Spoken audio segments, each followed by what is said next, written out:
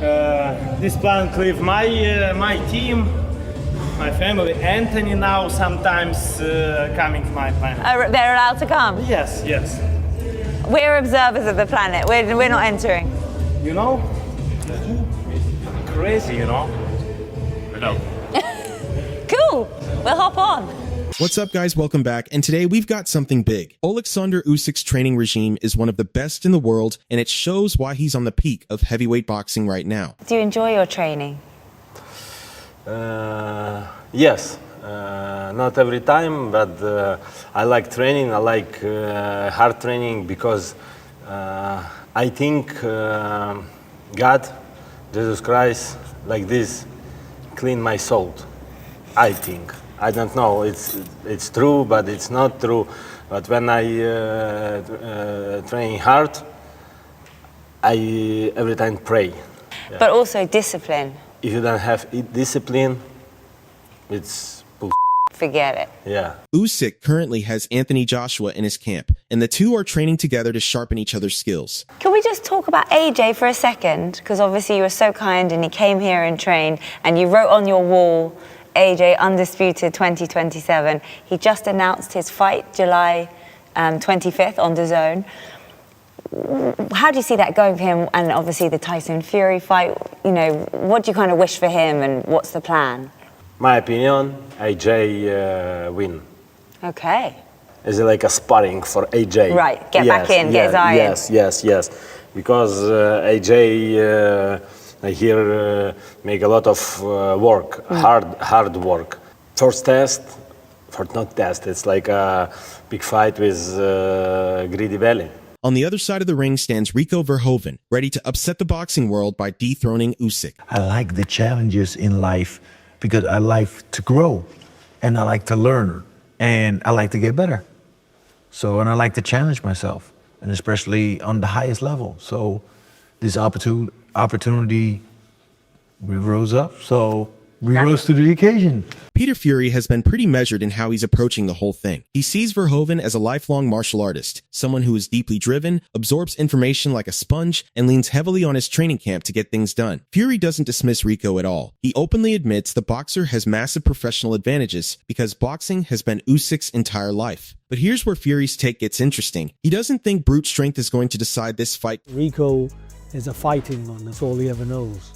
He's been doing it from being a baby. He's very highly driven. He's a good listener. You know, you rely on your team. The team is me and Dennis. Dennis Croweel's gym in Super Pro, Zevenberger. So we're there. Rico's been going there from the beginning. Tony Bellew took things to a completely different level. He flat out said that if Rico Verhoeven somehow pulls off a win, it would be the single greatest shock and upset in the entire history of boxing, bigger than Buster Douglas knocking out Mike Tyson. That is not a small statement. That's Bellew essentially saying this is virtually impossible. All fighters are deluded. We're the best liars in the world because we lie to ourselves and we make ourselves believe anything is possible. So for Rico Verhoeven, he has lost, but it's been in the kickboxing world. Oleksandr Usyk is still undefeated. He believes nobody can beat him. Nobody has defeated him in the professional boxing ring. He's undefeated, and he enters that ring with a kind of steely look and a demeanour of, you cannot beat me.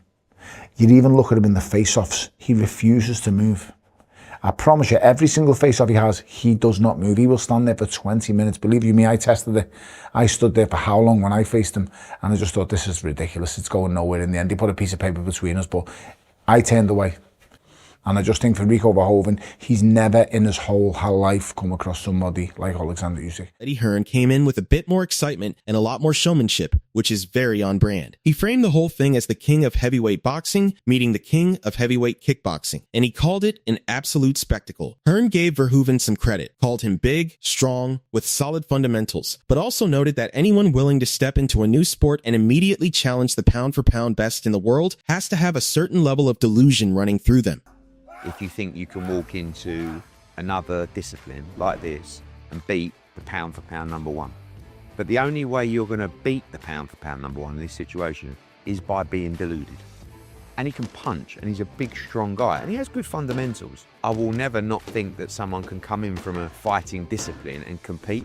Then there's Eddie Hall. No analysis, no nuance, just full throttle support for Verhoeven. Hall has been around some of the toughest people on the planet. That's not hyperbole. That's his entire career. And he said without hesitation that Rico is the hardest man he has ever come across. I think this is the problem, right? Is kickboxing has not had the limelight as what boxing has, right? So when you say someone's been the heavyweight champion of the world for 1 or 2 years, like, oh, he's got to be a hard motherfucker. Rico has been the world kickboxing champion for 14 years in a fucking row. He's never once been knocked out. He is humongous. He's over, I'm going to say 125, 130 kilo. 6'5", 6'6", just a huge human being. Hands like shovels, feet like fucking Wreck-It Ralph. And I can honestly, hand on heart, say, if you were to give me any man on the planet to stand and fight King Kong with, right, and give me any single man on the planet, I'd pick Rico Verhoeven, because to me, he is the hardest motherfucker I have ever met. Tom Aspinall brought the most personal perspective of anyone. He trained alongside Rico for an entire decade, so when he says the public is severely underestimating Verhoeven, it comes from somewhere real. Aspinall was upfront about the fact that his closeness to Rico might color his view, but even accounting for that bias, he seemed genuinely convinced that Fight Night could produce a massive surprise. Listen, I've been training with Rico for the last 10 years, so I'm obviously pretty Rico biased. Rico's a good friend of mine. But he's a big man. He's had a lot of fights. Fair enough, they're fighting a different sport. But he can, like, if he hits him, it could be over. Do I think that Rico's a better boxer than Usyk? Absolutely not. I'm not saying that at all. But I think that he's getting wrote off, and he's definitely got a chance of winning. And then there's Jarrell Miller. Currently ranked as the number 9 contender with the Wooba, Miller came up watching Rico on the Glory and K1 kickboxing scene and has nothing but respect for what Verhoeven has built in that world. Even though Miller admitted the statistics heavily favor Usyk, he decided to throw his support behind Rico anyway. Rico is very game. He's not no punk. So I'm going to throw up one in the air and say Rico, man. I came up on the kickboxing scene with Rico Verhoeven.